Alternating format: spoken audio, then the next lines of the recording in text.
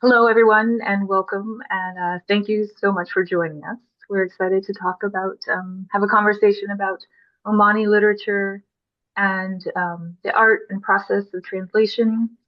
I'm Lisa Curvis, marketing manager at Syracuse University Press, and I'll just go over a few business items before we get started. The first one, this is being recorded, and it will be available after the event on our website at press.syr.edu. And then the second is we will have a Q&A period at the end of the conversation, but please feel free to type in your question into the chat at any point during the event, and we'll get to it at the end. And as Marcia said, we'd love it if you could include your name and where you're from when you type in your question in the chat. So I'll do some introductions and then hand it over to Marcia. Our first panelist is Zia Ahmed. He is the translator of The Raven of Ruwi and Other Stories from Oman by Hamoud, Saud. And this was just published last month from Syracuse University Press. Zia lives in Virginia now, having spent 3 wonderful years in Oman. And Marilyn Booth is an award-winning literary translator and the Khalid bin Abdullah Al Saud Professor Emerita for the study of the contemporary Arab world at Magdalen College, University of Oxford. Her recent translation of Honey Hunger, a novel by Omani novelist Zahran Alqasmi, won the 2025 Saif Gobash Banipal Prize for Arabic literary translation. And she is translating Zahran's next novel, Exile of the Water Diviner, which won the International Prize for Arabic Fiction. From Oman, she's also translated 3 novels by Jokha Alharthi. She and Jokha won the 2019 International Booker Prize for her translation of Celestial Bodies. And Bushra Khalfan is an award-winning Omani short story writer and novelist. Her collection of open text, Dust, in 2008, was awarded the Omani Writers Association Prize. In 2014, she founded the Omani Narrative Laboratory and has run it since then. Her novel Dilshad was shortlisted in 2022 for the International Prize for Arabic Fiction and won the 2022 Qatar Prize for Arabic Novel. And finally, Marcia Lynx Qualey is someone I'm sure many of you know. She's an award-winning author, translator, and founder and editor of Arablit, a wonderful platform and resource for Arabic literature, which won the Literary Translation Initiative Prize at the 2017 London Book Fair.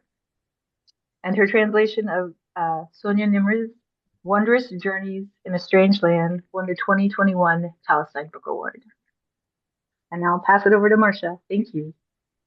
Thanks so much, Lisa. And I just want to emphasize that people should not hold their questions for the end. If you add your questions either in the Q&A box or in the chat, I will look in both.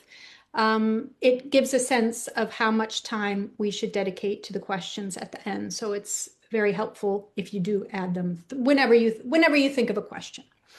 So I want to begin with beginnings. And I'm going to start out just by reading a little bit from Jokha Alharthi's foreword to this book that just came out from Syracuse University Press, translated by Zia, who is with us today. And in it, she writes, "Throughout its long history, Omani literature has primarily celebrated poetry, whose affluence has continued unabated for centuries, both in Oman itself and in regions formerly under its influence. As a result, short story collections were not published in Oman until the early 1980s, a period when the names of Omani writers were limited and their literary experiments still in the early stages of artistic maturity." She goes on to talk a little bit about the history of Omani short fiction.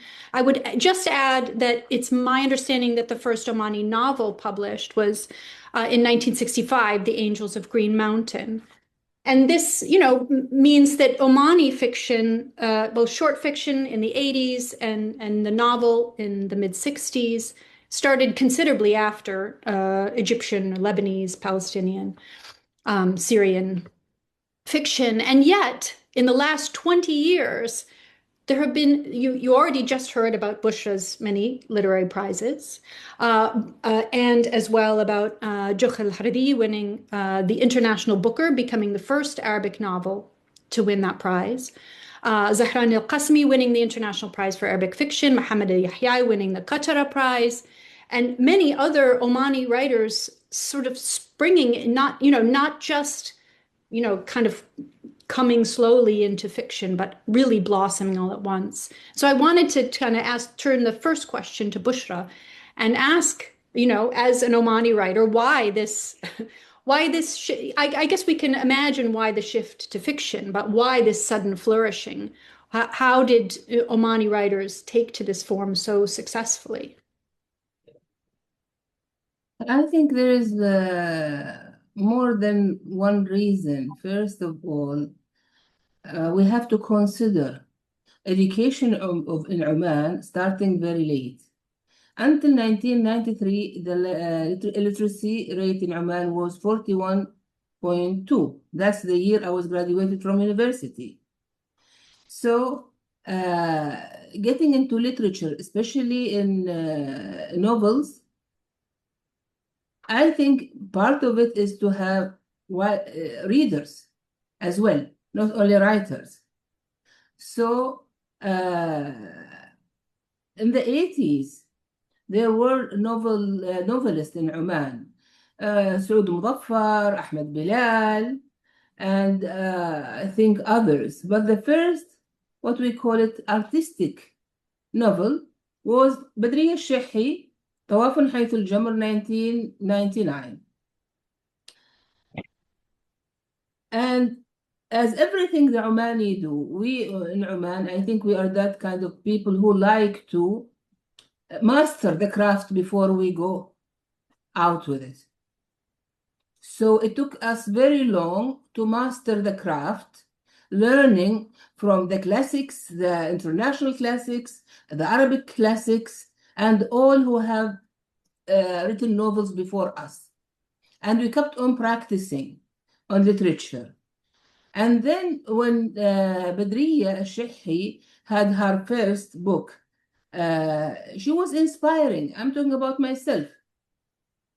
Okay, she inspired me with her book. And I think that's one of the, what you call it, marks that have marked the Omani literature, Omani novels. After that, I think 2005, Jokha Alharthi had her first novel, Manamat. Okay, and then Abdulaziz Al-Farsi, Dr. Abdulaziz Al-Farsi, his novel, it was his first novel, reached to the long listed for the Arabic Novel Award. Since then, Omanis, the writers in Oman we always loved the short stories. The short story have occupied the literary scene in Oman. I mean, if we talk about poetry, then the short stories, and then the novel. So when we reach the novel, and it's like accumulation of experiences, until Jokha Alharthi won the prize, the Booker Prize in 2019.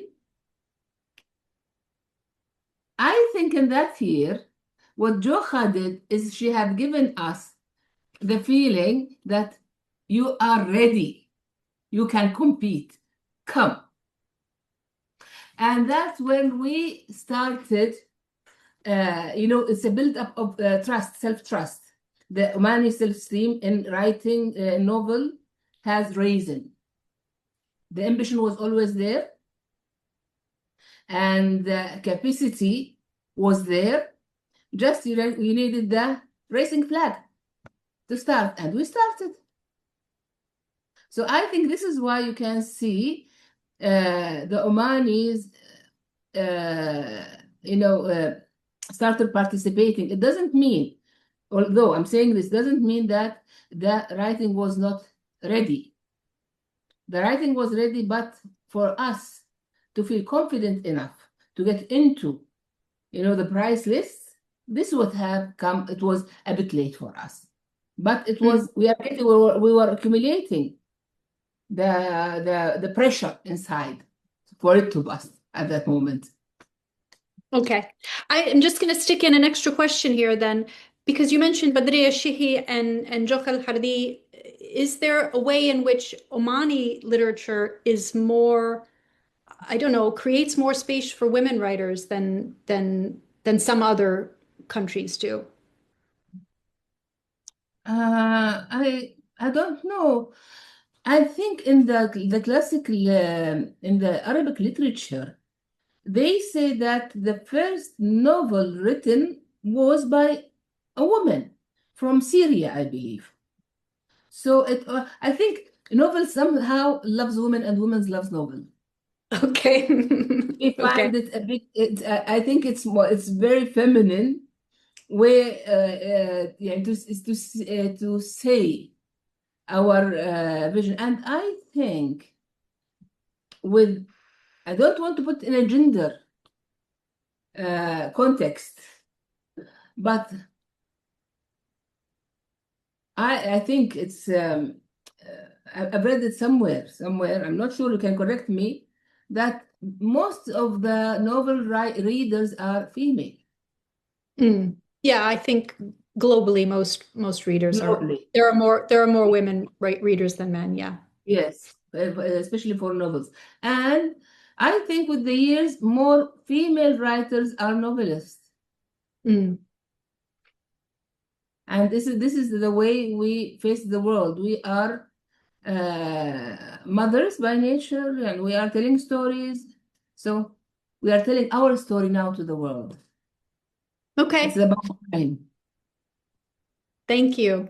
So, Marilyn, to talk about the sort of the origins then of Omani literature being translated into English, Bushra already mentioned Al-Farsi's novel, which is the first one that was translated to English. But I think the first one that had a major impact, and of course, as Bushra says, then that the International Booker Prize also ended up having an impact back on Omani literature as well, was Sayyidat al-Qamar, your translation, Celestial Bodies.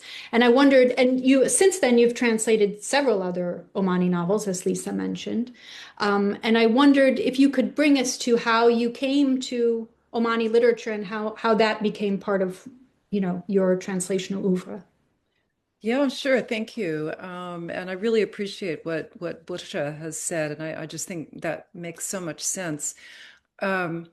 Yeah, well, it was serendipity, really. I mean, I met Jokha because I helped her with the very final stages of her PhD dissertation at University of Edinburgh. I had just come to work there.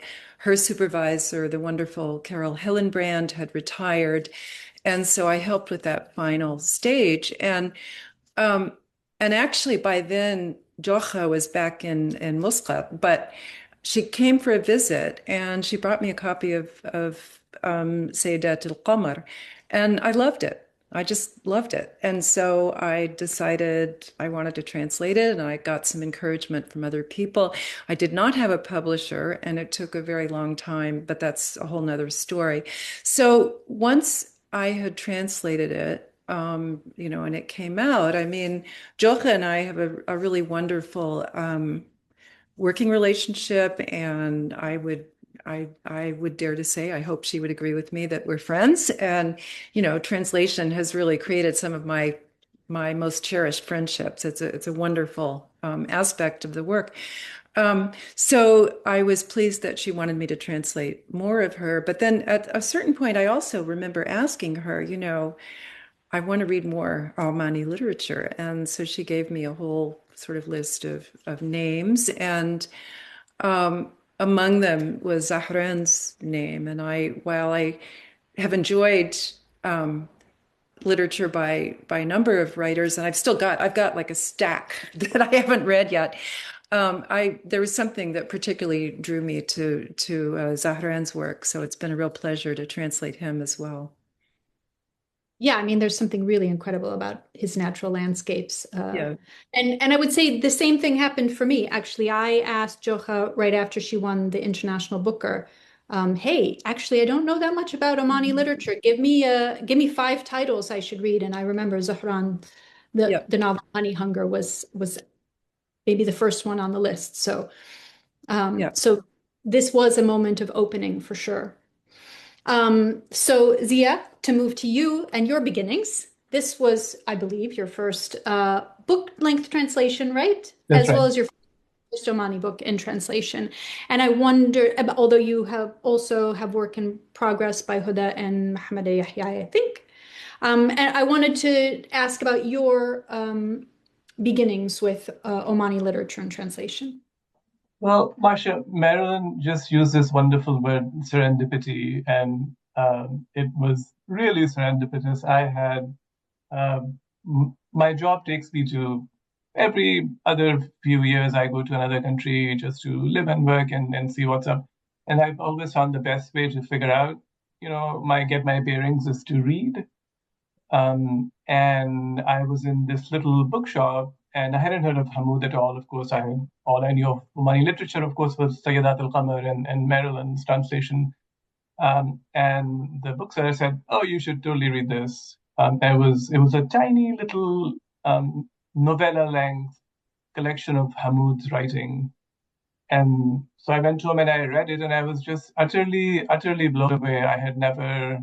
I mean, I'm old. I've been reading for a while. Just nothing had kind of hit me with such kind of force before, and it's really remarkable. I don't know. Hamoud is this gentle, sensitive, kind soul. I think some kind of Sufi who was born out of time. He should have lived 1,000 years ago. And all of that immense sensitivity just comes through in his writing. And so I think so. Really, I came to translation because of Hamoud, to be frank. And 2 other people, my wife. I went home and I said, "Oh my God, this! You've never read anything like this."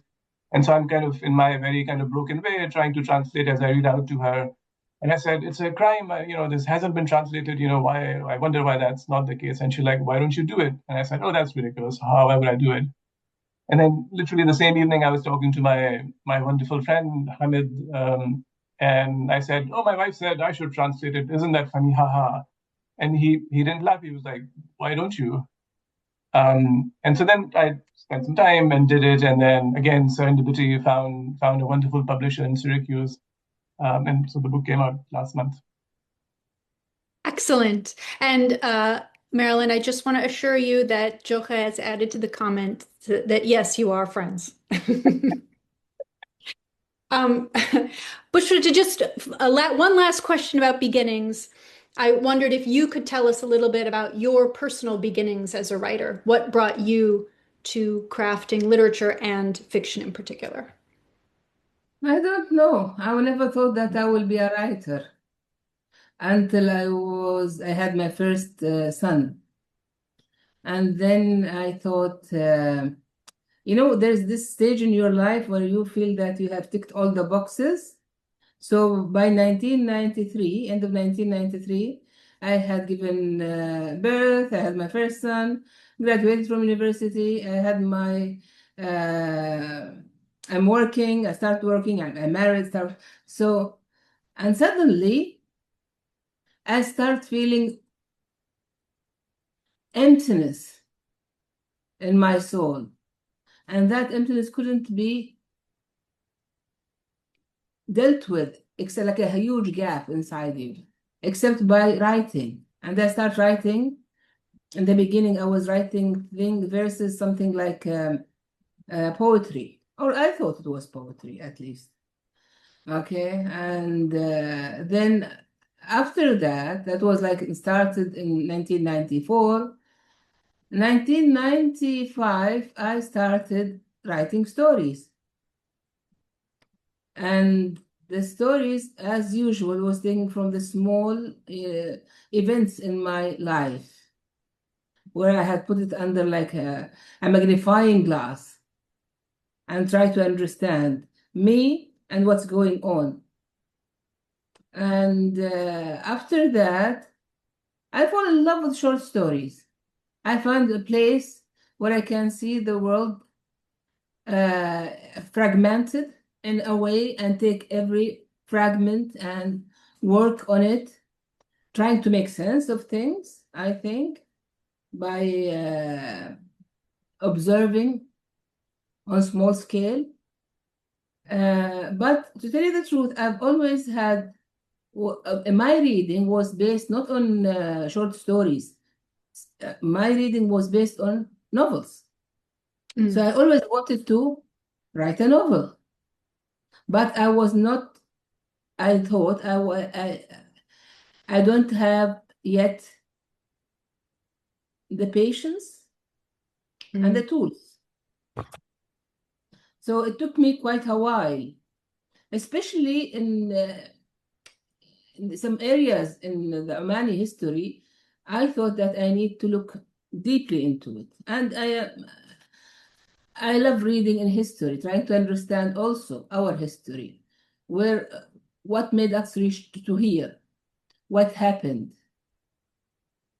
is what we know,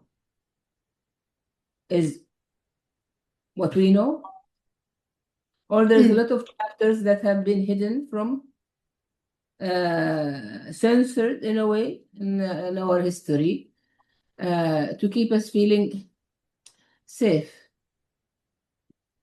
So as history was one of my interests, and trying to answer questions I have myself, I was researching in history, and questions came, and I thought this is it created a story in my head, and that's when Al-Bagh started. The story created by questions. And because I'm from Muscat, so in Muscat have a lot of unsaid stories itself, the people of Muscat, and told stories. The stories of my family, the stories of our neighbors, the stories of the small, what you call it, neighborhoods in Muscat, and about the mixed culture of Muscat itself. And how did Muscat look to itself, and how did Muscat look to others coming from outside Muscat? All of these questions and all of these things made me feel that, yes, I think I want to write a novel. But yet I couldn't. I think I've tried to practice. I've written 4 novels unfinished. I still have them as drafts on my desktop, because I didn't have the patience yet, writing novels. And I think Marlene, and you all know that my books are quite lengthy. So it's a lot of patience writing them and a lot of research. So yes, it took me quite a while to reach to writing stories back from the mid-90s and to publish my first book in 2016. My first novel, I mean. That's great, though, that you persisted in that patience. Yes, and don't forget, when you have a friend like Jokha Alharthi, who is advanced in her writing, yes, there is a driving force as well there. So yes, there are a lot of contribution into this from my friends, from my colleagues, from my family, and from my curiosity about the art and about history itself. So thank you so much, Bushra. We really appreciate that. I want to shift to kind of setting the scene a little bit for people who are less familiar with Oman, about the Omani literary landscape in general, about festivals, prizes, publishers, bookshops, etc. And I thought, Zia, if you could tell us some of what do you think are sort of the bookish highlights of the Omani literary landscape? Well, First of all, Marcia, it's just such a sheer embarrassment of riches. It's just, I've always been, I think you opened with this, but the idea, Oman is a big country, but there's not that many people. There's, I don't know, about 3 million Omanis, right? So the fact that 3 million Omanis have produced so many books, and literally just in the last decade, still something I haven't fully quite wrapped my head around. The Muscat Book Fair is like the big, Ustada Bushra will say more about this, but the annual book fair is the place to be, the place to be seen, the place to read. I struggle a little bit with events that are too grand because they feel bureaucratic and then everything's very stilted and it's tough to have a real conversation. This bookshop I mentioned, Mektebat القراء المعرفة, they're affiliated with Dar Arab. And there's a tiny little bookstore, isn't even the right word. It's like an add-on to someone's house somewhere in a neighborhood in Baucher. And you have to know how to get there. But once you get there, it's this like little room and it's just packed with books. And whoever's there is always happy to like give you tea and talk to you about whatever is new. It's kind of a magical experience. I don't know, maybe I'm orientalizing a little bit. I struggle with this aspect of knowing what to read and where to go. Sometimes I feel there's a question of representation. Like I'm not Arab. I didn't grow up speaking Arabic. What gives me the right to kind of say like, oh, this work is worthy of translation and this work isn't. And so it's always a really sensitive question for me, and I approach it with a great deal of trepidation. And so it's wonderful when my friends or proprietors of random bookstores kind of suggest, oh, this is something you should read and do more with. I would love to hear Osada Bushra because she's actually in Muscat. She has probably a lot more to tell us. Yes, Bushra, the question to you. What is the question? Because I think he talked about a lot of things. I'm lost okay. now. So what would you tell us are the highlights of the sort of the literary scene in Oman, which is probably, I imagine, mostly in Muscat, right? In terms of bookshops, literary festivals and fairs, Omani literary prizes, what are kind of the most important elements? I think the most important elements in Muscat used to be, at least until maybe at 7 years ago, it was the Muscat Festival, the Muscat Book Fair. And that's the place where we all go, and that's the place we find ourselves and our similars, our friends, our co-writers, friends. And the thing is about Oman, the book fair is something that we wait for from year to year.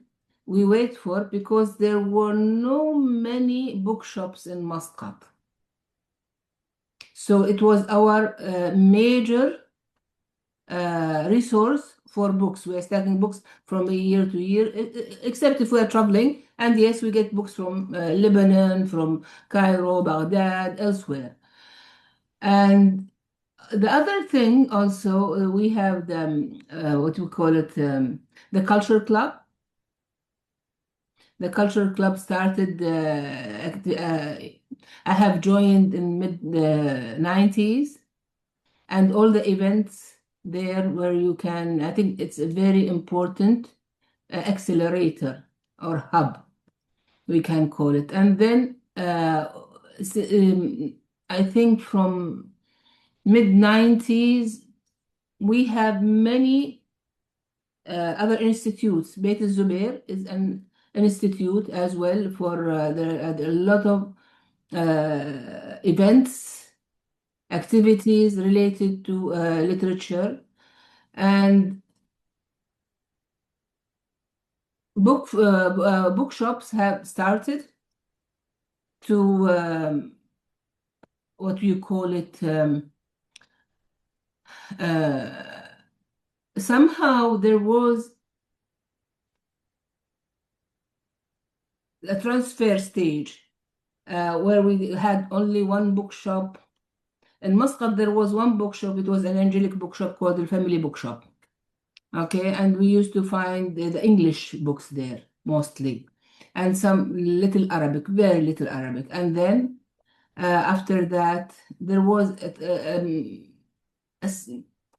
what you call it, a phase where we had one bookshop and it closed in no time. And then suddenly one bookshop opened and a series of bookshops followed.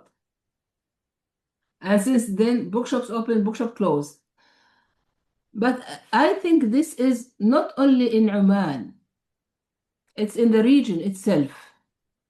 The publishers, the publishing industry in the region have raised a lot from what you call it, few publishers. Now there's a big industry of publishers in the region, publisher houses. And the prizes, the Sultan Qaboos Prize, okay, and then similar prizes in the area as well, in Abu Dhabi, in Kuwait, in Saudi Arabia. And these are all might be what you call it, some you can call it as reasons for people feeling that literature itself started having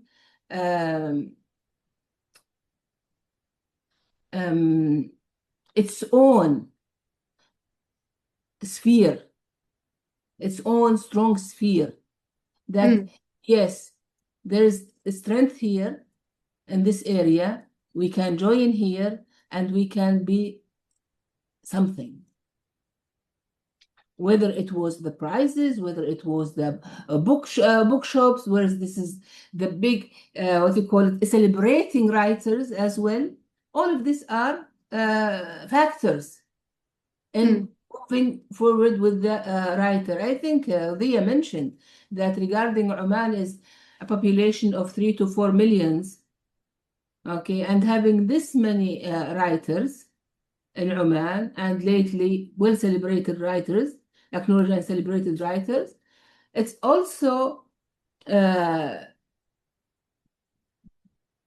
we do believe that although, as I told you in the beginning, the illiteracy rate in Oman was high until 1993, but the base was very strong into culture itself. So yes, I think this all have combined together to see what we are seeing right now. So Marilyn, you came to Muscat one time, right? For the Dar Arab Prize, which went to Yondost's Safe Corridor.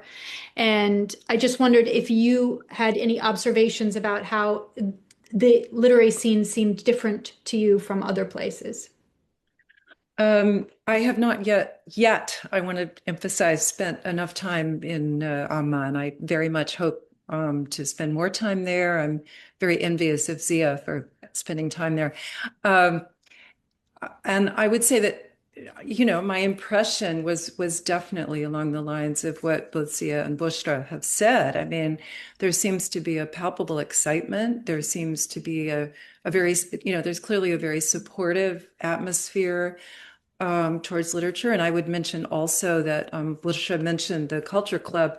They're also very keen about supporting translations, which is wonderful because that's just not true across the region. So it's really important. So I think, you know, there's a lot of interest, a lot of pride in it, in what's going on.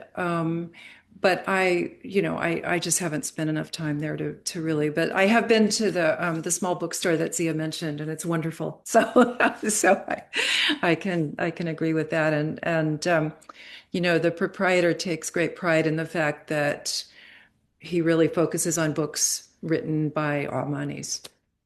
Or translated by Omanis. Or yes, yep. Yeah. So if we shift to talking about translation, I'm going to steal a little bit from Kathy's question that she put in the Q&A, and then also from what you said earlier, Marilyn, when we all talked about the research that you have put into translation. It's interesting because Zia mentioned trees and translation. You have mentioned trees. In Jokha's forward here, she mentions that Hamoud taught her on a road trip about different types of trees as they passed on the way from the capital. And I just wondered, Kathy kind of asks about what are some of the elements that you find repeating throughout Omani fiction. I wondered if there is this kind of element of the natural landscape, and if you could talk a little bit about the importance of research in your translations. Yeah, I've found, I mean, I think readers often don't realize how much research goes into a translation. And of course, that's true across the board. It's not something that's specific only to Omani literature. But I certainly have found that both with Jokha's novels, but then especially in a different way with Zahran's, yeah, a great deal of research is necessary. And with Zahran's, yeah, honey hunger. I mean, I did a lot of reading about beekeeping and wild bees and the whole sort of ecology of wild bees and what's happened with the sort of invasion, if one can put it that way, of species, domesticated species from elsewhere. And in the new one that I'm translating, The Water Diviner, oh my goodness, it's really centered on the amazing ancient irrigation system of Oman, the Aflej. And I've been doing a lot of reading. I've just finished a book by a geologist, and before that, I was reading a book about the way the stars are used in this, and I've read an article by, an engineering professor. And so, lots and lots of research goes into it. I mean, obviously, in one sense, it's all there in the text, the words are there, but you have to be able to visualize things, and you have to sort of have a sense of the, the layout. And one of the really wonderful experiences that I had about actually going to Oman, I mean, this is quite funny in a way, is that I had already translated Zahran's first novel and Jokha's 3 before I even went. And so I got there, and at certain points, and in particular, Zahran took Jokha and her husband and I on just an amazing trek out into the country. And I almost felt like I was stepping inside one of the novels that I translated, and especially the trees. It'd be sort of like, oh, that must be a ref tree. It was wonderful. And so, I think with Zahran's that are so deeply connected into the ecology of rural Oman, you really need a sort of visual sense as well as the research. With Jokha, there is that, of course, and the village society and the ecology of it, but also with her very much the history and the way that Omani history is so embedded in her novels. And, as a translator, you have to find a way often to suggest that without making it too heavy for the reader. So it's a matter of doing research, but then figuring out how to sort of wear the research lightly when you're translating. And then, of course, there's also the dialect, the use of Omani dialect, which I'm afraid I always need help with because I'm just not, I did not grow up in Oman, and it's very different from the Cairene dialect that I speak. So. Yeah, and I guess for me, it seems like Omani novels often come back to the Green Mountain and the conflict there. So Zia, what about you when it comes to choosing discoverability, translating Omani novels, and also how is that how does it different to pitch an Omani novel to a publisher versus places where the publisher might be more familiar with, oh, I know what literature of Egypt is, but what is literature of Oman? So, Marcia, that's a wonderful question. Here's the beautiful paradox here. I approached this with thinking like, oh man, this faraway place on the edge of the Arab world, who has heard of it? But turns out in the publishing world, thank you, Jokha, thank you, Marilyn, everyone's heard of Oman now. So you would find, and maybe I'm speaking for Lisa here a little bit, but you would find there is, in fact, a great deal of interest, a great deal of hunger for more from Oman. And again, thanks entirely to Jokha and Marilyn to opening the door, not just for Omani literature, but for translators to kind of go to this kind of rich culture and society and history and have the ability to maybe pitch it to a reader, some random American reader who maybe hasn't heard of Oman. But I think certainly in this niche kind of literature of the Middle East, there is a wide acceptance, to me it seems, from my narrow perch as a translator, that there is recognition that Oman is important and we need more of it. That's great. So Bushra, I was interested also from our previous discussion that you mentioned how kind of foreign the garden appeared to you as you looked at it in translation. And I just wondered, what is your relationship to your work in other languages? The Garden is my first translated book. There was some, I think, a story or two translated in English or other language. And yes, Dilshad was translated into Persian, which I cannot read, so I don't know. But when I started reading the draft of the Garden, I started feeling like very strange. Very, very strange, in fact. Did I write this? Does this mean what I exactly wanted it to mean in Arabic? And I start feeling that this is a total new book. This is my book, but yet it's a total new book. And what makes it even stranger, especially when you see the cover is different, the name is different, okay, and the feeling about it is totally different. Don't forget that now it's also owned by the translator himself. So there's a lot of the translated into this book, beside myself. And that makes it quite, I think I need time to adjust to the idea that I can read my words in a different sound, and it sounds differently in every paragraph. I still remember some paragraphs from the original Arabic Al-Ba, and then when I read, oh, this sounds quite different in English. And I don't know, is this different because of the language itself or because of the distance between the language and the heart that have written the book? Because when we write in Arabic, a lot of words, and for me, it comes in writing a paragraph, it comes naturally, and then here you see it crafted. And this thing makes me feel quite suspicious, to tell you the truth, in the beginning. And I think I need to read it more than once to get used to it. That, oh, this is what my word sounds in English now. Every language has its structure. Mm. And this makes it, for me, I think I need to get used to it. Mm. But I'm Yeah, happy. Yeah, well, and to credit, it's Luke Leafgren's English translation. Yes, it's Luke, and I think you did the editing.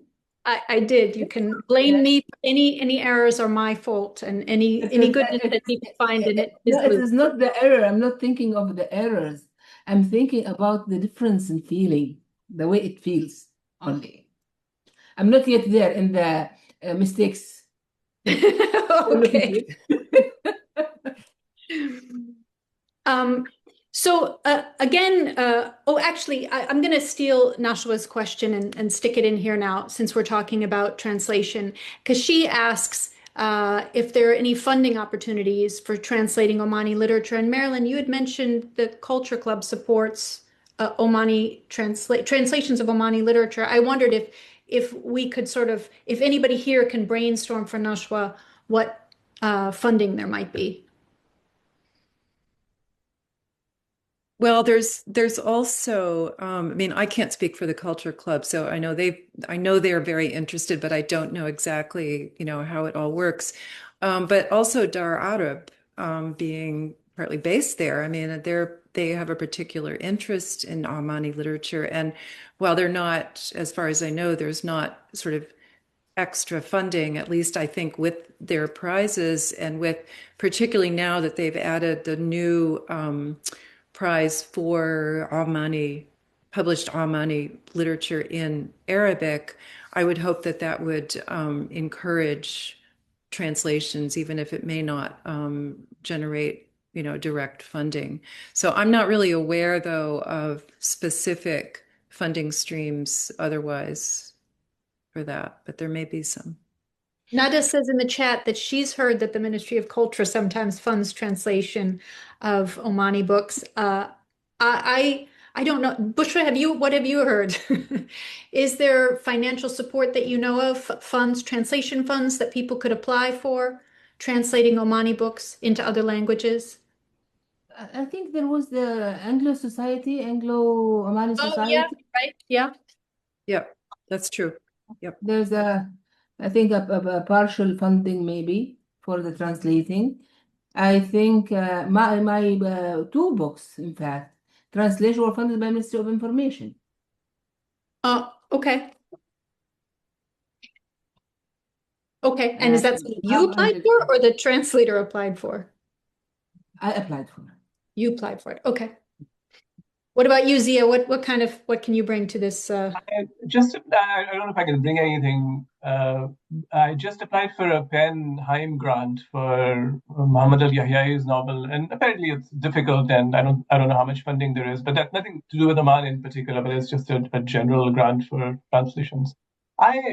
Not to raise something mildly controversial, perhaps, but I myself am somewhat concerned about government support for a translation project. And the Ministry of Culture is wonderful, the Ministry of Information, they're wonderful people, but I think it just brings this element of why this work, or were there any pressures in the translation, not just the choice of the work, but the choice of language in what comes forward. And even if there is nothing kind of material there, I think just the idea that a work has been funded, by kind of the authorities just makes me slightly nervous. I mean, which is not to say that commercial presses don't bring their own pressures, right? Like the pressure to flatten the text so it's more understandable to, some American reader in Ohio or whatever. I just went through this a little bit. I just signed a contract for Huda Hamed's first novel. It's called Al-Ashya Laysat Fi Makanha. Things are not in their place. And it's wonderful. Everything went really smoothly. They loved it. Everyone loves Huda. Her writing is really sparkly. The novel's wonderful. But the publisher did come back with well, it's a little flowery how they speak. Can you make it more like some random person would understand? I was like, I guess I could do that. But again, so I've digressed a little from the topic at hand. So the pressure that one might presumably face when a particular project is funded by a government, but then there are also pressures that are just purely commercial in nature. I want to add something here, just to be fair. From my experience with the Ministry of Information in both translation, there was zero interference from the ministry, whether with me or with my translators. So I don't know about other projects, but in my projects, there was zero interference. And regarding what you have saying, Leah, here is about the language and the publisher. there is always pressure, not only on the language itself, but I do believe there are some topics are favored by publishers in the West, okay, for the Arabic literature from this region. And the less complicated it is, I mean, it considered to be more commercial. Right. And this is maybe one of the reasons why translators are looking for funding from outside the literature for the publisher themselves. So they are not under the pressure of the stereotype sort of stories they want to publish. Right. Okay, so I think because we're getting on, we're going to have to throw out, unfortunately, the rest of my questions, which is sad. But Nada has asked which people to if everybody could quickly recommend what current Omani books, if she wanted to dive into Omani literature, what you would recommend. If everybody could just recommend one or two books that you think Nada should read for an introduction to Omani literature. Go ahead, Zia. Oh, my favorite, Al-Harb by Mohamed Alyahyai, The War. Oh my God, what a novel. And Ustad Bushra, of course, your books are phenomenal. They always touch me. They're a lot of work. Like, I know you put a lot of work in them. They're also really hard to read. I mean, what I get out of them is spectacular, of course, but it takes an investment. And Al-Harb is, not to compare, but it's written in this style that's really approachable. And it's not about some kind of arcane, village in the 19th century. It's very contemporary, very urban in some way, while also being a historical novel about the Dhofar War. And again, serendipity, it comes out in English translation, I think now or next month, again by Dar Arab. And a lot of it takes place in Virginia near where you are. So Right. Yeah, no, lots of little, for me personally, just lots of little bits of connection. And actually just met Mohamed Alyahyai just last week. We had Shakshuka somewhere in Virginia, so very happy. what about you, Marilyn? What should Nada read if she's just starting? Well, I would say that, the authors that we've all been talking about. I mean, Bushra and Zahran and Jokha and Huda and Alyahyai. I also would just mention that I recently read a short story collection which won this first tranche of the prize for Omani literature from the Dar Arab Beit Ghashem Prize, which is Mazen El Habib's collection.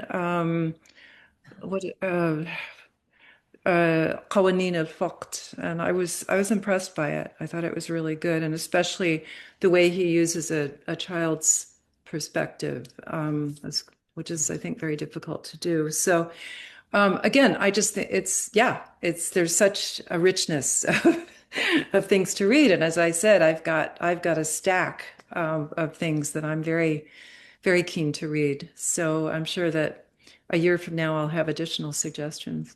I also really love Zahran's latest novel, which is called The Scarecrow. It's also amazing. So, are you going to translate it, or is this an invitation? I don't know. I'm working on this one now, and I'm not making further. I'm working on The Water Diviner. I'm also working on Huda Barakat's latest novel, which is, as all of her work is very involved and difficult and wonderful. So I'm just not making any further plans right now. Okay, Bushra, you can recommend yourself if you want, but who should not read? I cannot recommend myself. They have recommended me.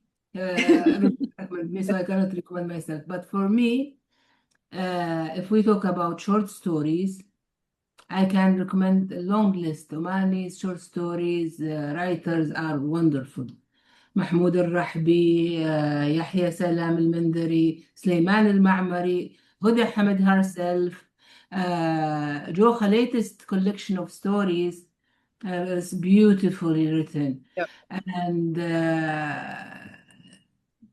in novels, I think you have selected the best. Zia, you have taken Mohamed Alyahyai, Huda, and we are not counting Jokha and Zahran because they are with Marilyn. I think these names that we have talked about today might be the best in whether it was in novel or in short story. These are the kind of acclaimed of the writers in Oman. So yes, these are the names. I think Mohamed Alyahyai have a new book should be coming very soon. Funny. And there is an interesting novel it's published but not yet arrived, and it's for Marcia Ahmed. I think we are having a new beautiful novelist coming very soon.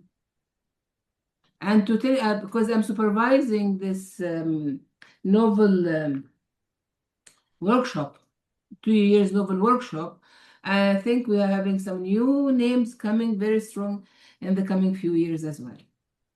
That's so exciting, Bushra. Thank you so much. So I'm going to ask a question by Sahar, not to lean too far into Arablit contributors, but this is a question to both Zia and Marilyn. When you're translating in new areas like the Aflaj in Zahran's books or the Souq in Dilshad, in a culture that isn't very well presented in English, how do you navigate the responsibility of what can only be described as inaugurating a new area of cultural expression in translation? Go ahead, Zia. I see your mouth is open. Oh my God, it's thank you for that question, way to just kind of lean into my insecurities straight up. Thank you. It's hard. It's really hard. It comes with so much anxiety for me. And it's not just language, although the dialect is, of course, hard. I mean, for me personally, it's just these words that convey essentially a world of meaning and history that I, as someone who isn't Omani, just has no access to without, talking to people, talking to friends who do. And every once in a while, you stumble upon something that like people just don't want to talk about, and then it's just such a nightmare to figure out. I know we're short on time, Marcia. I'll give one little example. It's in Huda's book that hopefully will come out in a year or so. But there's a word. It's Beisara, right? And it doesn't mean anything. It's not in the dictionary. You can't look it up, right? Nobody will talk about it. And then you go in context. It's clear. It's a woman, and she has some kind of class or race issue. But the full depths of it just aren't there in the context. And you ask people, and they look at you like you're embarrassing yourself because it's highly offensive. Like you shouldn't be using it. I'm embarrassed right now because Sada Bushra is probably embarrassed for me. And then again, you have this conversation. It turns out it's like, well, it's someone who doesn't come from a tribe and then has no kind of tribal heritage to link back to, and you don't know their parentage. And in Arab culture, that's really full of shame and so forth. And the bayasir, I think, particularly in the Gulf country, like in Kuwait too, I think there's a population like it's hard. And Huda's written a whole novel about it. And how do you convey that? I'm rambling a little, but I think my point is it's really hard. I approach it with humility, with a lot of anxiety, with a lot of essentially insecurity, like who gave me the right to bring this entire culture into English. Sorry, Marilyn, you of course know far more about this.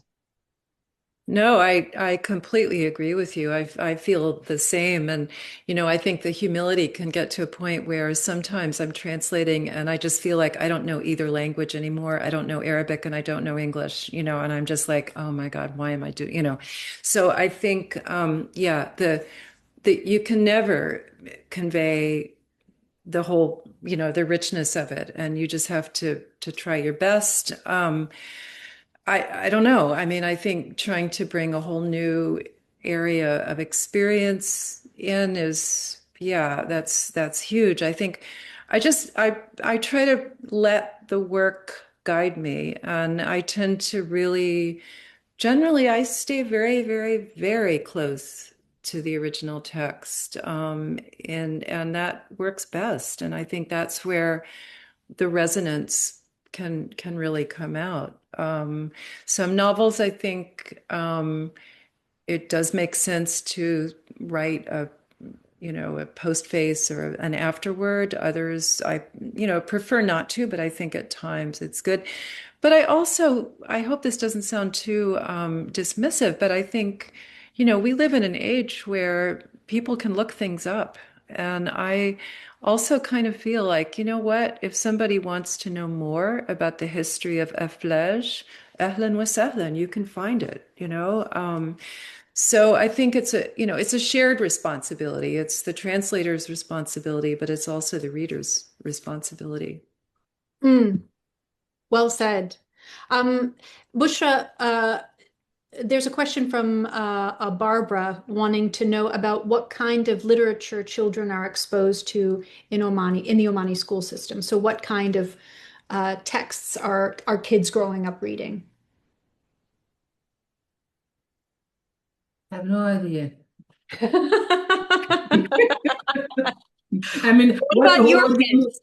What do you mean children? Which age? My kids have left school 10 years ago, maybe. So I don't know what's going. I don't have grandchildren now to follow up with them. So I'm in that phase where I don't really know much. But I mean, for the higher grades, there's a lot of Omani writers, paragraphs, like taken from Zahran's work and other colleagues, are in the curriculum in the Arabic. And but I mean, for the younger generation, I'm not sure. What about you? What books did you grow up reading? Lady Bird. You remember the collection, Lady Bird collection? Yes, sure. I mean, as a child. But right now, there's also many publishers who are specialized. It's only for the children's books. And there is, in fact, one publisher who is taking the Omani, the stories we used to hear from our grandmas. And now we have them as in a beautifully illustrated books. There's started a very good, what you call it, small industry in the children's books, especially based on Omani inheritance. Excellent. And just maybe one more question. I know we're a little bit over time, but Omar Ibrahim has asked if it was for you, Bushra, was it a challenge to get your work translated into English, and whether the International Prize for Arabic Fiction had any role in helping you get translated into English? In fact, for Dilshad, I think they have, what do you call it? A subsidy? They paid some. Yeah, they're subsidizing something, an amount. And in fact, my translator for Dilshad came through them, or she communicated with me through the prize themselves. And but that's it. Nothing more than that. Okay, I don't know if I just then also going to just read out Duna Ghali in Copenhagen. The Iraqi author has put in a lovely comment saying that she is truly impressed by the relationships among Omani women writers in particular, the way they support one another, share their experiences, and uplift each other. It feels like a special case, almost like a strong feminist solidarity movement. And so I don't know if Lisa, you want to wrap us up, or if anybody, if Bushra or Zia or Marilyn wants to have the last word here. Okay. Lisa, you want to have the last word? Sure, I would love to. Yeah, I just want to thank all of you, the participants and panelists, and Marcia for doing this and for taking the time with us. And thank you for everybody who attended. This was really wonderful. Yeah, thank you. Thank you all. Bye-bye. Bye-bye. Thank you. Thanks, everyone. Thanks.